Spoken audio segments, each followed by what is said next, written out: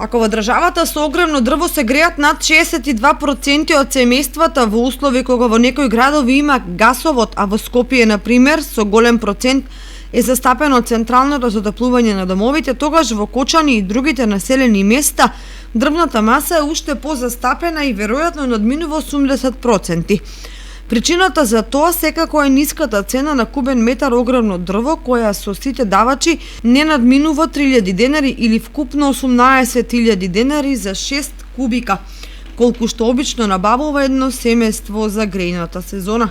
Нешто поскапи се дрвата во приватниот сектор, каде просечната малопродажна цена за кубен метар буково огромно дрво се движи од 3000 до 3500 денари.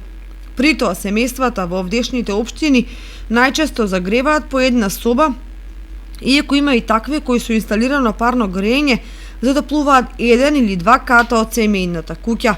Доколку имаат потреба од тоа, на нив им се потребни и до 20 и 30 кубни метри огромно дрво во една грејна сезона, што како трошок надминува 1000 евра. Инаку ситуацијата со обезбедување огромно дрво во последните години е мощно и проблематична, бидејќи подружницата Осогово на националните шуми од разни причини не стигнува навреме да ги испорача сите планирани количини. Поради тоа, се поголем број семејства се ориентираат кон приватни добавувачи, кои иако се поскапи, сепак нудат поквалитетна дрвна маса и навремене испорака. Грејењето со дрва, покрај тоа што е најисплатливо, во основа е со најнегативни еколошки ефекти врз животната средина, особено кога за огрев се користат недосушени дрва. Од друга страна, сечењето на шумскиот фонд е се понеконтролиран, помеѓу другото и поради масовната појава на бесправна сеча, што исто така е сериозна негативна појава со далекусежни последици.